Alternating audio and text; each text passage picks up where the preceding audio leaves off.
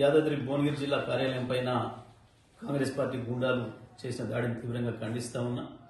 ప్రజాస్వామ్యవాదులందరూ కూడా ఇటువంటి దాడులను ఖండించాలని చెప్పి నేను విజ్ఞప్తి చేస్తా ఉన్నా.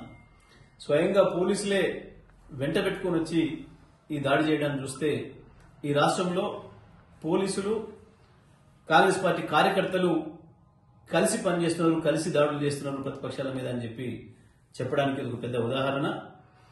ఎట్టి పరిస్థితుల్లో కూడా ఇటువంటి దాడులను సహించేది లేదు.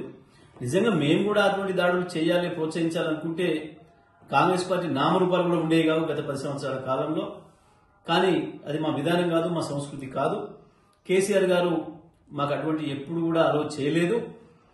ఇప్పటికైనా నేను విజ్ఞప్తి చేస్తా ఉన్నా, మహేష్ కుమార్ గారు కాంగ్రెస్ పార్టీ పిసిసి అధ్యక్షుడిగా మీ ముఖ్యమంత్రి ఎట్లాగూ ఇదే పని చేస్తాడు, ఆయన ప్రోత్సహిస్తాడు.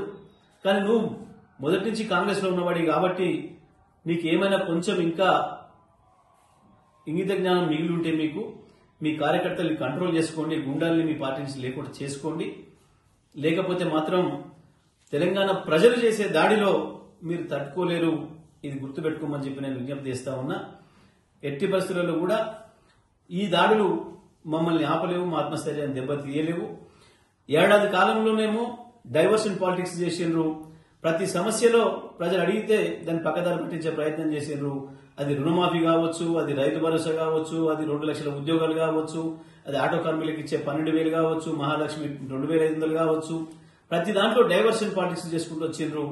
ఇప్పుడు అది ఏడాదిగా తీరిపోయింది, ఇక ప్రజల్ని మోసం చేయడం సాధ్యం కాదు అని చెప్పి ఇప్పుడు దాడుల రాజకీయాలు మొదలుపెట్టిండ్రు. ఈ దాడుల రాజకీయాలతోని ప్రజల్ని ఆపలేరు, బీఆర్ఎస్ పార్టీ కార్యకర్తలను ఆపలేరు. కాంగ్రెస్ పార్టీ గుర్తుపెట్టుకోవాలని చెప్పి తెలియజేస్తా ఉన్నా. రాష్ట్ర ఉన్నతాధికారులు, పోలీసు ఉన్నతాధికారులు కూడా మీరు సరైన పద్ధతుల్లో చర్యలు తీసుకొని దాంట్లో మీ పోలీసు అధికారుల పాత్ర ఏముంది, మిగతా వాళ్ళ పాత్ర ఏముంది కూడా తేల్చి సరైన పద్ధతుల్లో విచారణ జరిపి కేసులు కనుక పెట్టకపోతే పోలీస్ శాఖ ప్రజల ముందు అబాస్పాలవుతుందనే విషయాన్ని కూడా గుర్తుపెట్టుకోవాలని చెప్పి నేను తెలియజేస్తా ఉన్నా.